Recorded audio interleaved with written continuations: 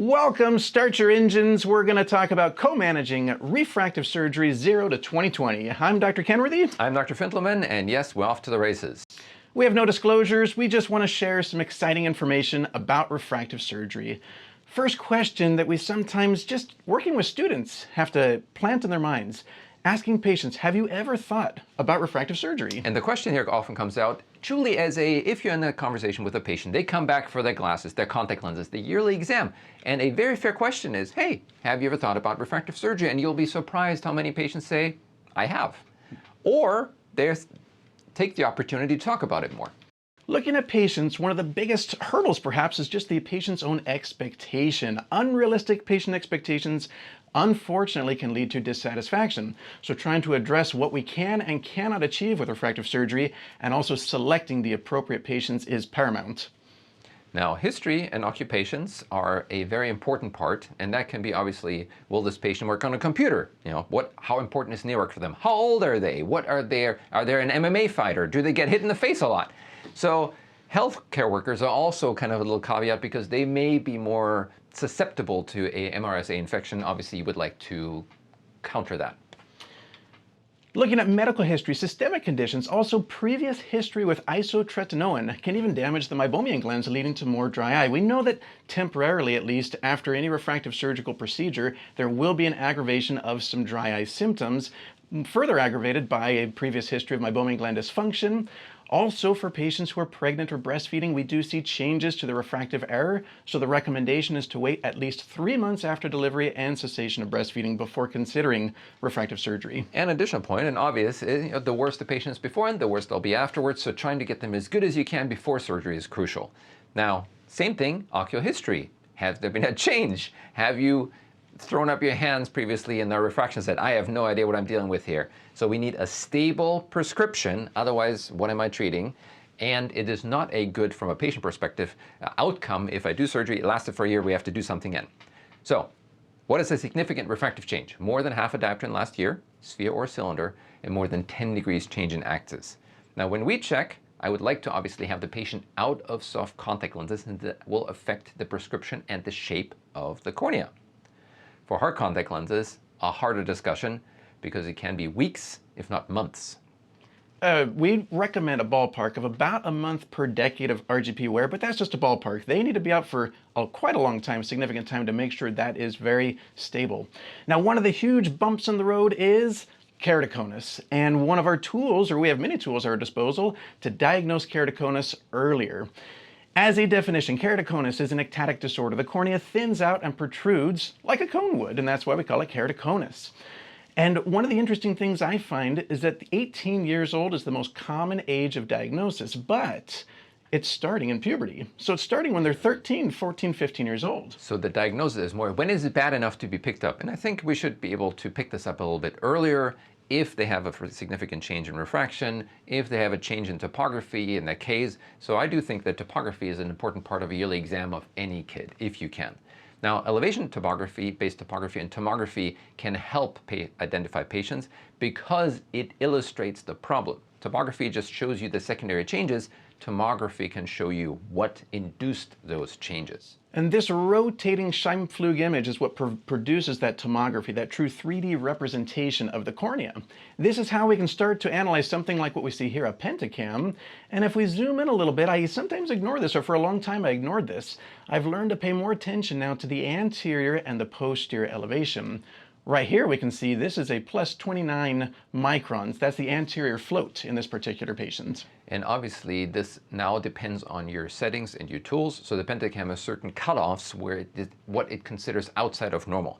The posterior are always higher than the anterior because the noise on the posterior surface is much higher than the anterior, because the pentacam has more trouble picking up a change through the cornea. Remember, it uses close to visible light. So any kind of change in indexes of refraction, curvature, will blur and scatter the light more. Now this one, this 63 microns, is a grand slam. That is a significant float. We would consider anything greater than 20 microns to be of concern in keratoconus. I might even have a threshold of about 16 micron posterior float concern. And this is now more to rule out any potential patients for keratoconus. And this is the overall idea of what is a best fit sphere. Best fit sphere tries to get the average of the elevations and depressions below a sphere and then points out what is above it. So above is usually red, below is usually blue, and then as a kind of enhanced best fit sphere, the 4 millimeters around the thinnest point are excluded because that will create a better or lower best fit sphere because you don't have any outliers. And now the elevation is more emphasized than it was before. It's going to make it more obvious to us that the patient has keratoconus when we use that, and that's what we see with the Balin-Ambrosio report. Correct. And that is now the Pentacam guidelines. Again, remember this is specific to the Pentacam, and they recommend, usually I do an 8 millimeter zone. The larger the zone, the more the best fit sphere has to take into account. 8 millimeters should cover keratoconus, right? So the map type, you kind of look at anterior, posterior, and then you have per zone different cutoffs. But I want to emphasize in the guidelines from Pentacam, even the PDF we can read about it, it does depend on the actual size. Is it a 9 millimeter zone? Is it an 8 millimeter zone? What are we actually referencing? Now we've used some other things. This is a topography, but this is a representative of topography of the Anterion. Anterion is another tool that we use, which is a OCT that's similar to the Pentacam, creates images, cuts, and then recreates a topography off of that image. Now I look at this for just a moment, not to get too detoured here, but that looks like the kissing dove, the crab claws, kind of like pellucid. But what we're looking for is consistency in the topography compared to also where the location of epithelial thickness is. In keratoconus, we see thinning over the cone. And so these blue areas right here, where we have a thin epithelium, that's right over the apex of that cone. And that's where we expect keratoconus to be thin also. And same thing, you have thinning and then a donut of thickening around it. And that's classic keratoconus. And usually epithelium will pick this out sooner than anything else. You have to be cautious what tool you use, how you interpret it, but epithelial mapping is one of the newer, more sensitive methods to pick up keratoconus early. And this is in difference to pachymetry alone, elevation data alone, and the pachymetry map plus the best fit sphere plus the epithelial thickness will guide you to where the cone actually is. And here you can see there's thinning around here, 505, 517. And if you remember from before, this is exactly in the same location that you have thinning of the epithelium, but more to push back against things we've been taught, at least I was taught.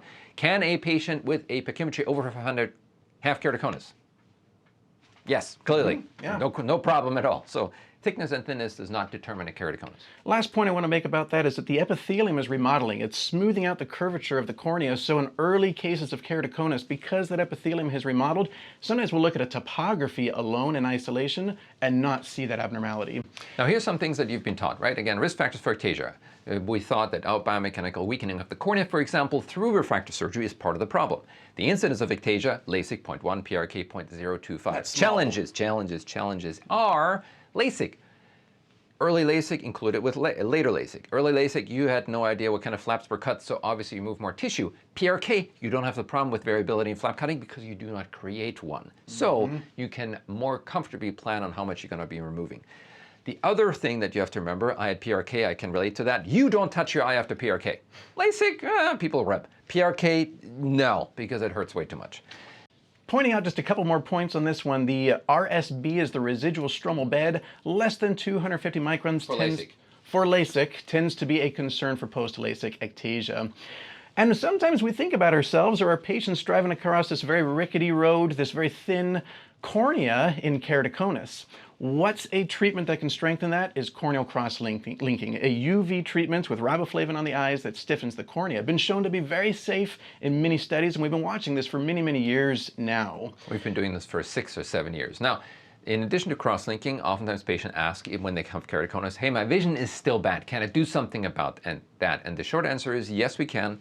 Topography-guided PRK can help. However, in the United States, only approved for normal corneas.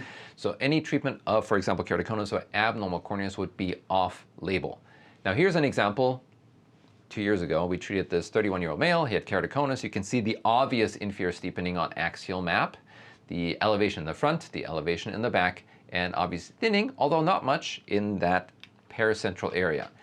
If we were to do cross-linking, which here is already done, this would be always our first step because cross-linking itself can you do some changes? So cross-linking first, but then also in this case already had needed cross-linking, then can have topography-guided PRK.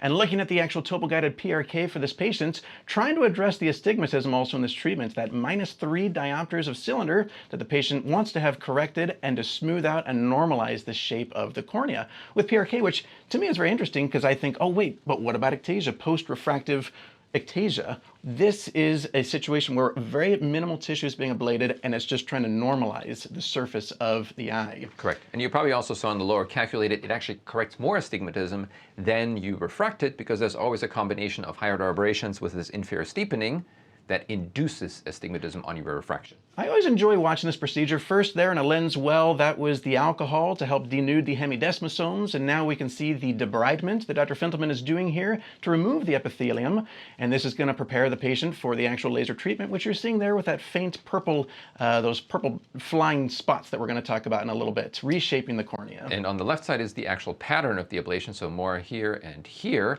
This is obviously turned upside down in the sense that across the cone would be the highest ablation, and to counter and normalize it, you create some steepening paracentrally. So flattening over the cone, steepening elsewhere to overall make it more normal. And this is before and after PRK. Again, is it more normal? Yes. Is it normal? No, not at all. And zooming in here too, we expected that we lost a little bit of corneal thickness here. Certainly the laser is going to do that, but now we have some regularity, more regularity of the actual corneal shape there. And that's fun to see, zooming in on the topography just to get a closer view of that, and the pachymetry as well. Yeah. Now keratoconic, no treatment before, has again this epithelial thinning with pachymetry thinning in that same area. So again, cone, you can also see that kind of change in curvature right here where the cone shows up more obviously on OCT, that goes as a cut from the bottom to the top, left to right. Mm-hmm. Another patient, this is the same one, different representation of the topography view. You can see that inferior steepening on this particular patient's eyes, and these are the things we try to take care of with lasers. Now, that was keratoconus, but now we want to get into specifically at the Midwestern Eye Institute, what lasers do we have? Well, we have the Visumax 800. It's a femtosecond laser, useful for making LASIK flaps. Also, it's used for some other fun surgeries like SMILE and also CARES, corneal allogenic intrastromal ring segment. On the other side of the room, the excimer laser is the Wavelight DX500, and this is for the actual PRK and the LASIK ablations. And PTK, PRK, same laser, different goal. So it's just to remove a scar, for example. Now, femtosecond laser works through photo disruption. It has around infrared beam, 1053 nanometers. So it creates little bubbles that then together create a plane, and that can then either be used for LASIK or SMILE. And the excimer laser is a different laser. It works closer to 193 nanometers, so much shorter wavelength. It's in the UVC ultraviolet range, and there it's used for tissue ablation and reshaping the cornea after creation of the flap. I enjoy watching this laser. We can see with this bright purple there, those were all the flying spot lasers are making very small diameter beams, changing the shape of the cornea. This is in normal speed. I like to have a little fun putting it down to half speed, and we can see this is 500 hertz. This is 500 shots per second. That's a quarter speed, trying to slow it down so that the human eye can actually watch that many spots happening on the surface. And the point of this is a difference to previous where it was just an aperture, is to create less heat, because each spot is only hit randomly, and flying spot, it goes all over the place. Now, transepithelial PTK is another treatment for keratoconus. If you remember, the epithelium is thinner over the cone. Thus, if I remove the same amount everywhere, you will get a selective ablation of the cone. We had a lot of fun hooking up our GoPro, and what you can see here at normal speed again, those little individual flying spots. On the next view, it's a 10th speed just to really slow that down and see actually what's happening at the surface of the cornea. Each of those individual spots of light, very precise change in the shape of the cornea. And again, hooking up a GoPro means we connected it to our laser, so instead of the camera inside the laser, we now use GoPro. Now, as a follow-up, what do we do for patients who do not have any pathology? We obviously have the choice between LASIK, PRK, SMILE, and ICLs. The kind of ways that we can treat it or think about them is what they're approved for. And you can see up here in the US, myopia sphere, Wavelight, which is the one we use, which is a specific product, Alcon, up to -12, PRK -6, SMILE -10, only myopia treatment, ICL -3 to -15. Hyperopia, only LASIK or PRK, astigmatism, depending on the platform, you can have variations of how much you can treat. I think I want to point, though, LASIK really is the strongest candidate for a patient with high cylinder. Just had a patient last week that you did that was 5.75 diopters of astigmatism. I saw her the next day. She said, I'm 2015. She had a big smile on her face, very excited. So previously, and also thank you, because a lot of people remember, oh, astigmatism is a contraindication to LASIK. No, we can correct it a lot and reliably as long as they are not keratoconus patients, right? Higher astigmatism, higher risk of keratoconus. However, if you think about it, if you have a precise alignment of the axis on the patient's visual axis and their prescription, refractive surgery is the best because it doesn't change. There's no change with contact lens. There's no change with glasses. Obviously, scleral lenses, nothing beats that, or GPs, but this is the closest you can get to best vision. And that works both with LASIK as well as PRK, as well as ICL, as well as SMILE, just different gradients, and the highest, as you pointed out, is LASIK. We've done -4 astigmatism ICLs, but again, if it's higher, sometimes you need to combine them.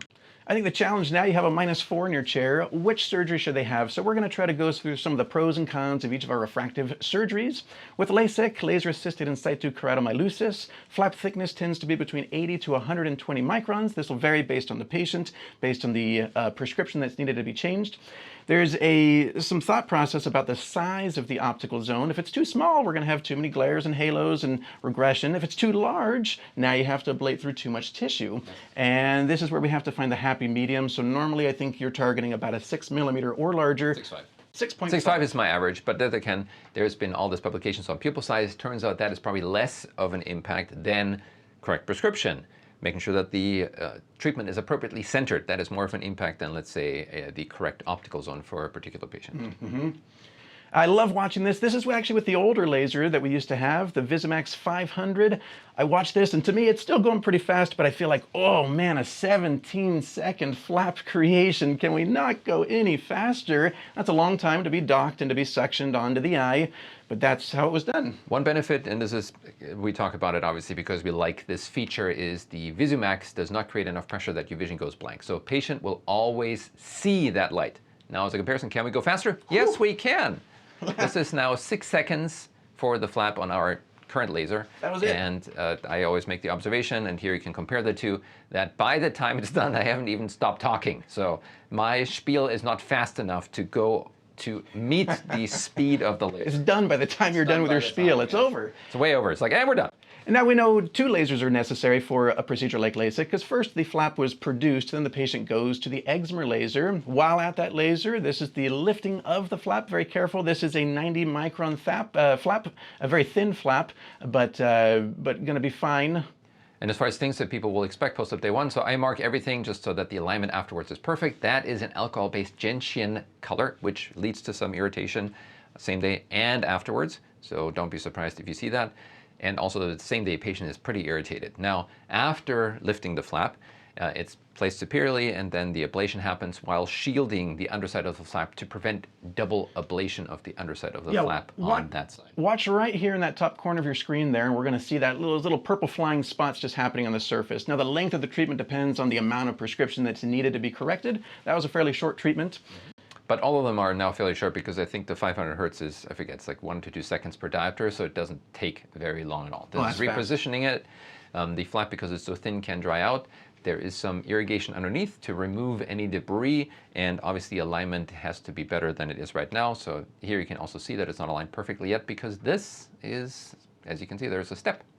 I always love the way that the corneal physiology works, and those endothelial pump cells are starting to pull fluid the opposite direction, helping to secure that flap in place. And within 5 minutes, that is pretty firm. So I tend to smooth out the flap at the slit lamp after every LASIK procedure so that there's a minimal, ideally no gutter or space between the flap and the periphery. So that also leads to them healing within a few hours. By the next day, you can barely tell the outline of the flap just with a little bit of irritation. So this swab, this little sponge, is used to kind of iron things out as much as possible. The reason why there's any wrinkles is I use irrigation, which can swell the flap, which makes it thicker and then pulls it in. So I want to make sure that it evens back out and gets as smooth as possible. Would you suspect that smoothing also helps with things like epithelial ingrowth or other risks like that? If there's no gap, nothing can grow in. So this is a normal, typically 1 day post-op, and again, you can hardly see that anything was done. Can you still see something? Absolutely, yes. But is it fairly clear? Yes. I look at that and I can't hardly believe they had LASIK the day before. That looks perfectly clear the way we expect to see every patient after LASIK. Now, back to that point about astigmatism. LASIK shines when it comes to astigmatism. Here's just one of our examples of a patient with 4.5 diopters of astigmatism, and you can see the ablation profile necessary there with the different colors and how much will be ablated to try to target that patient's astigmatism. I did alter the colors just a bit on this one so we can see with more this purple kind of reddish color, more of a pinkish kind of color, and that's where we can see the flying spot lasers hitting the cornea in its interesting pattern to match the patient's astigmatism.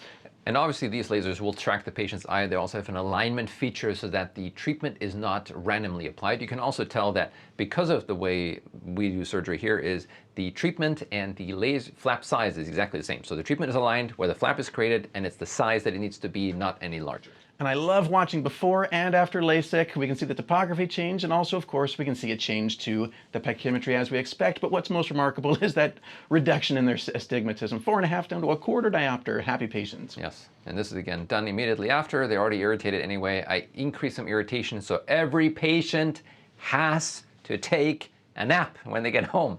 No exceptions. I used to make this optional. I've seen the difference. So every patient, go home, take a nap. And it's now you probably see me do this. I asked them a test question. It's like, what are you going to do when you get home? And it's like, okay, now you pass. Now you're allowed to leave. Now, to be totally complete with a procedure like LASIK, we have to talk about also the complications of LASIK, and we'll try to hit the main 9 ones that we've come up with. These dashboard warning signs, the ones that bring the patients back to your clinic or that you should be looking at the 1 day or the 1 week or even the 1 month post-op. Starting with flap striae, which already was addressed when what you talked about was smoothing out the cornea a little bit. But this is something that comes up even later, so you will sometimes see these striae years later. Again, they ideally should not be there. Difference, macro, micro striae. Macro, visible at the slit lamp without any dye, without any manipulation and in the visual axis. Can affect vision. Officially, microstriae do not affect vision, but we go back to the do glycinids affect vision? Probably not directly a Snellen acuity, but do they affect contrast?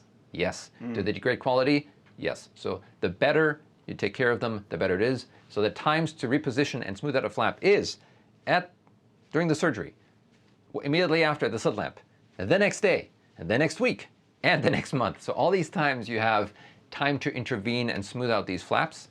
DLK, something we also see fairly frequent. Yeah, and I wanted to touch on one small thing. I'm glad you mentioned contrast, because I spend so much time in my world of perfect contrast, black letters on a white background, but patients don't experience that in the real world. So that is an important component too. Now with diffuse lamellar keratitis, sometimes referred to as sans Sahara, you have stage 1, 2, 3, and 4. The progression indicated by each of those gray images on the bottom. Early stages might just be peripheral cells out in the periphery. In any of these cases, anti-inflammatory steroids is going to be helpful. Yes, and the key is here, catch it early, and know if it's debris or DLK. So sometimes we've seen it, we're like, is this debris, is this DLK? Hard to tell. However, that distribution is very classic. That arc-shaped in the periphery coming in, 1, only periphery, 2, everything, 3, you have some blotting, and 4, melt, too late. So it's just a progression. Every day, stay per age, meaning day 1, stage 1, day 2, stage 2, day 3, stage 3. So you can imagine these were all stage 1s that then progressed. So aggressive steroids early, helpful. And patients can be asymptomatic, so this is incumbent on us to look at the slit lamp and detect this. Hence, is the 1-day post-op important? Yes. Absolutely. And the most 1-day post-ups are boring. Boring. They should be. We want them Great. boring. They're like, hey, how are you doing? Great. Vision is great. See you later. But you want to catch this. Back to physiology of the cornea, we know that peripheral basal cells, they start with stem cells and they work their way, sometimes, in unfortunate circumstances, underneath the flap, and we would call that epithelial ingrowth. Now, it's very common to have a grade 1 early stage, which really wouldn't be much cause for concern. Once we get to a more aggressive stage 4, grade 4, this can lead to flap melting. This needs to be addressed and needs to be cleaned out. And this can also be quiet for years and then suddenly flare up. We've had patients 10 years ago, oh, I had some issues, but they said nothing to worry about, it'll stay stable. And then years later, they now suddenly have light sensitivity, foreign body sensation, induced astigmatism with a poorly corrected best visual acuity. Here you can see in the periphery all that whiteness, and this is not even the total extent. So even when you see this and say, oh, I've seen everything, it usually is more central than this edge of this pearly white. And removing it is not too easy, because oftentimes if it's that bad, I have to lift the flap, remove everything, and then suture it down. The problem is not getting rid of the epithelium, the problem is preventing it from coming back. And so the earlier you treat it, the less likely the flap has now holes or gaps or grottos or melts in it that will allow a re-entry. So hence, Treat it early. I don't like epithelial ingrowth. I like to make them look as good as I possibly can. Infectious keratitis is worth a brief mention also, just because we know with any intraoperative procedure, there's a risk of infection. Any laser vision correction can cause this. We worry about staph like MRSA, atypical mycobacteria like nocardia, fungi could be reported. And what's recommended for these is broad spectrum, 4th generation fluoroquinolones, and sometimes fortified vancomycin as well. And here again, it can be helpful to lift the flap and rinse because you get rid of some of the bulk of the bacteria. Plus, the epithelium is healed, so that's an extra barrier to entry for the drops. Dry eye, very common, because again, I irritated the eye. I poked it, I prodded it. You see what I did to it. So if it's not irritated afterwards, I will be shocked. A commonly reported study, which shows up in a lot of the text now, is the PROWL study, patient-reported outcomes with a laser. It provided some interesting insights into what happens after surgery and actually showed that visual symptoms decrease and dry eye symptoms decreased 6 months after surgery. The challenge is, you will also see that it quoted that certain LASIK has increased the dryness. That is correct. The problem is a percentage of patients who had dryness beforehand got better. A percentage of patients who did not have dryness beforehand got worse. On average, more patients got better than got worse. However, again, not the same patients, and that's the challenge. So predicting the outcome of a patient is difficult, and this is 6 months. I can tell you in my refractive surgery, I've had it, years ago, and it took definitely more than 6 months to go back to baseline. However, also interesting, PRK worse than LASIK in irritation.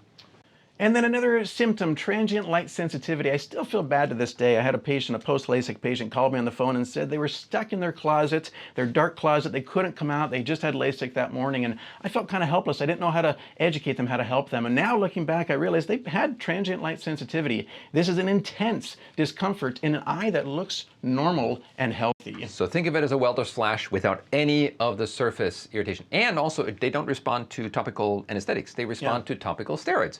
So if you don't see anything, but the patient is light sensitive, believe them, treat it with steroids, it goes away. A typical post-op, you would be doing 4 times a day on a steroid. How many? Week. For 1 week. Yeah. This may increase the number, the frequency, and also the duration. The duration of those steroids is more, as well. They don't really usually need that many. 3-4 times is plenty. However, it's more that you're using it in a time when you usually would say, I don't see what I'm treating here. Now, neuropathic pain is another very challenging one. Temporary anesthesia. We know that as LASIK is ablating some of those corneal nerves, we'll see anesthesia for 3 to 6 months after LASIK. Most patients get better, but the ones who don't can develop neuropathic pain. This persistent dysfunction. It's like this pricking or this electricity going into the eye. Very uncomfortable. We also do, interestingly, see this with cataract patients. It just doesn't get reported very often, but this is a problem with a lot of corneal-related surgeries. Any surgery. Same thing also, this can happen after hepatic infections, which obviously you can't compare the two. One is not caused by someone, it's just a luck of the draw, if you will. Now, therapies range anywhere from serum tears, gabapentin, engagement, because interestingly enough, the more the patient gets to not focus on this, the better they get. So it's just like any other thing, moving the mind to something else. Difficult to do. I'm not saying this is easy. Just again, don't think about it. Is not a good treatment. I just want to say that. But it is helpful to have other things to take up patients' minds, and that's why also antidepressants come in. They can help modulate how the nerves conduct, but it seems to be a secondary effect on how it's perceived. So it's almost, the sensation is still there, but it's interpreted differently. And even oxybate, even our corneal nerve growth factor, can also be helpful in some of these cases. Now, one more interesting one, rainbow glare. This happens as a result of the way the laser interacts with the corneal tissue. So when a LASIK flap is made and then lifted, well, it's not so much a problem with the actual corneal surface, because that's going to be smoothed out with the excimer laser, but what's on the back surface of that flap is now this interesting diffraction pattern that leads to rainbow glare. Normally only lasts for about 6 months if it does happen. I've definitely had it longer. I've had one patient had it in one eye, not in the other. Can be treated either with ablating the underside of the surface, harder, of the flap, or removing the flap, then you're back to PRK. And especially with thinner flaps, now you lose maybe 30, 40 microns of stroma, but I wouldn't just dismiss that and say, oh, you can just do that. Next important thing is certain lasers cause it, certain don't. The reason why we have our lasers also, it tends to not induce rainbow glare because you saw it's a circular pattern. The line patterns are more likely to cause that effect. Higher order aberrations are one more area of interest in a lot of things, not just refractive surgery, but we know that refractive surgery, conventional surface ablation, and LASIK can lead to things like spherical aberration or even coma.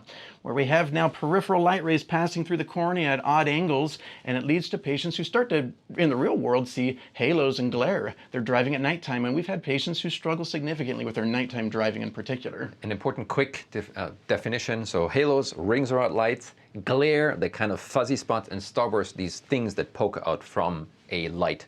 So these three symptoms, trying to describe them better is helpsful for patients. Spherical aberration tends to be one of the most common causes of this, which is induced with any surface ablation. Now, wavefront optimized tends to decrease the amount of spherical aberration induced.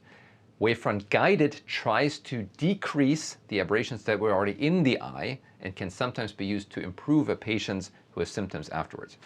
Challenge, the wavefront measurement is centered on the pupil. As you probably know, angle kappa, the visual axis usually does not pass through the pupil, more likely, or passes closer to the apex. And if you think of topography guided, the topography is responsible for a lot of the wavefront of the cornea and the majority of the wavefront of the eye. So topography guided can also help with these symptoms because it can be used to enlarge the optical zone to remove some of this peripheral spherical aberrations and smooth out that transition. Now, moving on from LASIK, we already touched on PRK and some of its uses in keratoconus for topography-guided PRK, but even for patients with refractive errors, routine PRK, it looks very similar to what we already saw. Removal of the epithelium with the alcohol, that's going to be removed prior to actually doing the treatment. The advantages of PRK, when we think about patient selection, there's no flaps, so we go back to our patients and their occupations. Who's at risk of a traumatic incident, they may be better for PRK. Also our eye rubbers. We've had a patient who has a significant eye rubber. They might not be very good for LASIK and would do better with PRK in that case. And again, less variability. Otherwise, the number of times I do PRK has definitely gone down with my comfort of thin flap LASIK. Other challenge with PRK is that the healing time is delayed, higher risk of infection, more discomfort, so you need to be way more involved in the postoperative care than with LASIK. Other challenge that you see here is that the patient, or I should say benefit, patient who cannot cooperate well with LASIK might do well with PRK. You see still somebody who squints a lot, who like squeezes their eyes. LASIK would be difficult to create a flap. You don't need any suction. Patient's cooperation here is less important than for LASIK and for SMILE. So SMILE, most patient cooperation, LASIK a little bit less, PRK the least. And one of the big concerns with PRK is going to be postoperative haze. This is what happens in just about anybody. Some haze after PRK starts a few weeks and peaks at about 3 months. 95% of the time this gets better on its own. But then 5% it doesn't, and it needs a little bit of help. And same thing, this can happen years later. So a patient had PRK 10 years ago, they go into the desert. We've had a few people have excursions there recently, and then they can end up with haze afterwards if they don't wear UV protection. And that can still be treated, PTK, removing it, but it is definitely a risk that does not exist with LASIK or SMILE. So again, every surgery has its own benefits, pros and cons, and saying the best, it all depends on the patient. The procedure to actually eliminate that haze is epithelial removal and then application of mitomycin C. We had an example of a patient recently, 49 years old, sent in for post-PRK haze. And when you say it was out in the desert, we're talking about UV light. They had UV light that interacted with that cornea, leading to the haze. Can also happen, you know, if you are on work somewhere or you are on vacation in the Bahamas and didn't bring sunglasses. Same issue, and what it is this buildup on top of the previous ablation. So you can see in the periphery, Bowman's is still there, and then the center of the ablation removes Bowman's, and that's where the buildup is. So again, this is not stromal in the sense of inside stroma, it's an additional buildup on top of the stroma that also changes the prescription. Now removing it, this is now truly I don't like the term scraping. This is scraping because I go in there very firmly, let's put it that way, and try to remove as much of this as I can, then apply mitomycin C, and you can see how the edge lifts some of that plaque off. This is mitomycin C on a sponge, applied just so I only apply to the cornea and nowhere else. Mitomycin soaks into the cornea very quickly, so I don't want more than I absolutely have to, and you will see more fading of haze over time, meaning immediately afterwards it looks better, it will get better months after. So the classic saying, an ounce of prevention is worth a pound of cure, is very true with PRK. Mitomycin C is almost always, at least in your procedures, being used at the time of PRK, but it's not always used in every PRK procedure. And also depends on where you're located. I had a conversation with somebody who is located in Canada. A very different approach. I asked him, do you always use mitomycin? He said no. And then I asked him, well, what do you recommend? And he laughed and was like, well, you live in the desert. What do you think? So I do it on everybody just because the risk is way higher here. We have a higher incidence of pterygia, same cause and effect. SMILE, Keratorefractive lenticular extraction is the generic term. SMILE, specific to Zeiss, in the US since 2016. Yeah, indications we already talked about with our table, but this is a pretty robust amount of myopia, up to 10 diopters, the cylinder up to about 3 diopters, so not going to achieve those LASIK levels of astigmatism. Indicated for patients 22 years or older, and of course, like any other refractive surgery, they have a stable manifest refraction. So looking at the procedure, the first step goes very quickly. It's actually 2 cuts. There's the base cut and also the cap cut that happen with the Visimax laser. This is separating out a corneal lenticule, which then is manually removed at that same microscope with the laser. And you see those 3 little spots are just for alignment of astigmatism to make sure that the axis is correct. Now, there's no tracking with SMILE because you don't need tracking because the eye is fixated. As long as your location is correct, there's no challenge that it will move later. This is a upper and lower separation of the different layers, and then that whole thing gets removed to this little opening on top. And think of it as the patient's wearing a poor contact lens that you have to take out of the eye. This is the contact lenses with the wrong prescription. To make sure that everything is removed, I stain it. Fluorescein stain, then with cobalt filter, can see that nice, perfect circular lenticule. The whole thing came out very nicely. Now, as a next step, and this is a post-op OCT, this is, you can see where the area of the lenticule was removed. This is actually a intraoperative cut, so you will see in a second. This is the lenticule, so going back, this is just, you see those 2 little cuts on top and on bottom, and then because of OCT, we can actually identify which layer will be removed. A little history, the reason why we have this is I don't do this on everyone. I wasn't able to identify one of the layers, so wanted to make sure I'm in the correct location, brought them next door to our OCT, checked, everything was fine, and then we proceeded with a normal removal. Remind me of the depth of that SMILE. So the cap cut is 120 microns. In the US, I always have to say, so when you talk about SMILE, it depends on where you do it. In the US, this is set at 120 microns, and then the lower cut depends on the refraction. Now another example, just a good, fairly routine SMILE procedure. This is a -6.25 prescription. We can see those cuts happening fairly quickly right there, and then it moves on with the procedure as we just saw in the previous example. So overall operative time is fairly short. I mean, this is done fairly quickly. Patients have that removed and they're back to seeing very well and recover very quickly afterwards too. And the SMILE is because it all depends. If SMILE works well, it is a beautiful procedure. It's kind of like, that's why we chose that picture of Tesla when it works well. It's gorgeous. The problem is if anything goes wrong a little bit, it goes wrong a lot. So hence, it's not the easiest procedure. And again, has benefits and advantages that other procedures do not. I think things when they go wrong, it's usually because the laser is very temperamental, perfect temperature, perfect humidity in the room. All of those things have to go perfectly. Any little bit of, and sometimes also how it interacts with the cornea. So the laser power settings are very low. So any little bit of abnormality, tear film imperfect, meibomian gland secretions on there will create black areas, but the laser does not cut. And that leads to an irregular lenticule, which is difficult to treat. And then this is a patient who had a half diopter of residual prescription after SMILE. This is fun to watch because now you can see their old SMILE scar, but they're also getting a LASIK procedure on top of that.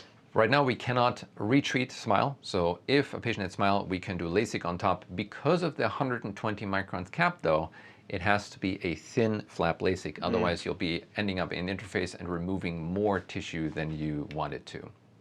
And just looking at some of the post-operative OCT and the topographies, the pachymetry there as well. And then we can see here on the actual scan, I like to change the contrast and we can see, hard to tell, but you can actually appreciate there's the SMILE cut and there's also the LASIK flap over the top of it as well. So some complications of SMILE. This would be fairly similar in many ways to some of the LASIK complications with haze, which can be improved with prolonged steroid, and we'll have to do this for some of our post-SMILE patients. You can see that interface haze just beneath where that actual tissue is ablated. And the interface here is more difficult to access and irrigate because I just have this small opening on top, which is also the benefit of SMILE. I'm not concerned of any eye rubbing in SMILE like the day after because the opening is healed, it's underneath the lid, and sometimes it's actually even difficult to see a year later.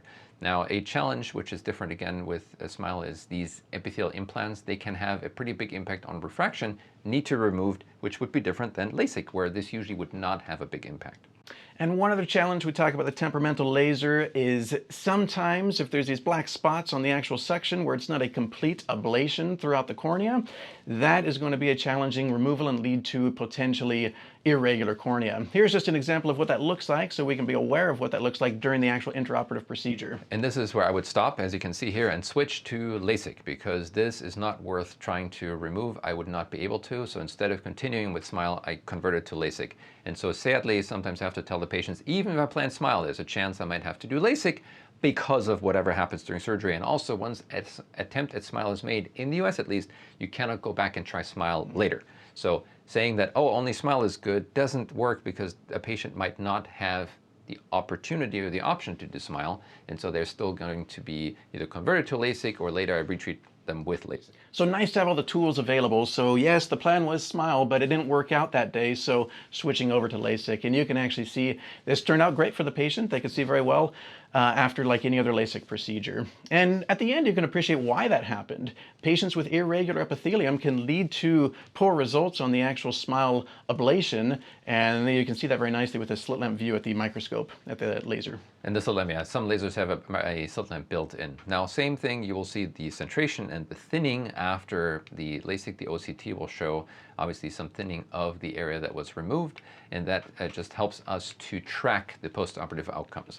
So the final one we want to talk about is ICL, because as much as patients may want LASIK or PRK or SMILE, they may not be eligible. They have a much higher refractive error and they need ICL. This stands for implantable columnar lens, a lens placed behind the iris and in front of the crystalline lens. And the SMILE, we still also sometimes call it implantable contact lens. Easier concept, it's just added, not removed. Nothing is exchanged. The regulations or rules are you can correct up to 4 diopters of astigmatism. Spherical equivalent has to be -3 or higher.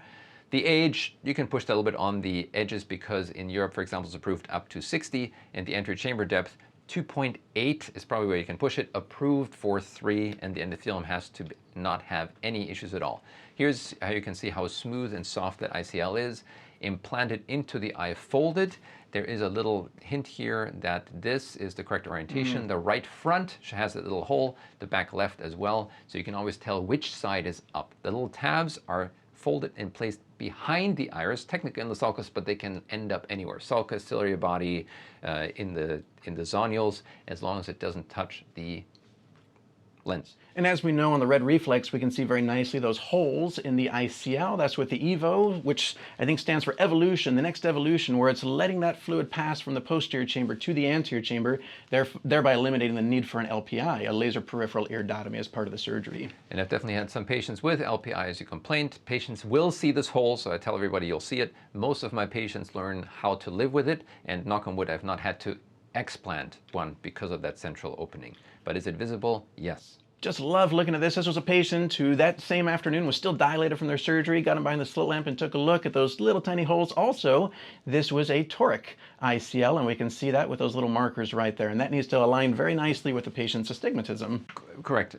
Toric ICLs are similar to toric contact lenses in the sense that they usually placed at 180 up to a little bit of rotation, but the axis of the astigmatism is built in, so it doesn't have to that line doesn't have to quite perfectly align with the astigmatism. Complications, just like with anything, same risks as cataract surgery. They can have residual refractive error, increased IOP, inflammation. If it's hard enough, the injury can dislocate the ICL, and obviously endothelial cell loss and cataract formation. We had a patient come in, 52-year-old, presents a cataract evaluation, had ICLs 10 years ago, 2014, and you can probably tell already after we said vault is important. This vault, okay, no vault at all, and you can see that there's central cataract formation behind that ICL. So this is why we check a vault on every single patient. We do an OCT. Previously, we would have to do an ultrasound, but with the neuro OCTs, this is fairly standard for us. I get asked the question a lot from patients, well, what if I have ICL and then I need cataract surgery? Well, first step is going to be removing the ICL from the posterior chamber, and then going on with normal cataract surgery. This is a very soft tissue that you're pulling out, folding nicely through that corneal incision, and the patient has a significant cataract from the ICL that they had, and that's removed with typical phacoemulsification. And for a surgeon who's comfortable with ICLs, this is not an additional step or any additional difficulty. You can tell by that lens 3-piece that the patient was a high myope, meaning a long axial length, so it had to be compensated for. One more interesting one, I want to show this. 1 year ago, in the right eye, one eye was doing fine, the other eye. So you can see the difference. This is beautiful. Study that image for a moment. and ask yourself, what is going on with the ICL here? They had an ICL implantation, had a changing refractive error, had LASIK and PRK to try to correct it. The problem, and let's try to enhance the contrast just a little bit, and then zoom in, and then add a little outline of what the ICL orientation is. The problem is the ICL is upside down. So we go back to what the ICL is supposed to look like with those little holes in each of these top left and bottom right corners. When we watch the removal of the ICL, we'll see they're exactly opposite, indicating this lens was actually upside down. So the leading left, remember I told you leading right, so yes, lens was upside down. We saw it with no vault and now also confirmed during surgery. Well, you're off to the races now. We're all off to the races together. Hopefully you've enjoyed this review of refractive surgery. We look forward to having you visit campus sometime to see more of what we do here and more online webinars like this and in-person CE. Thanks for tuning in, and we'll see you again soon.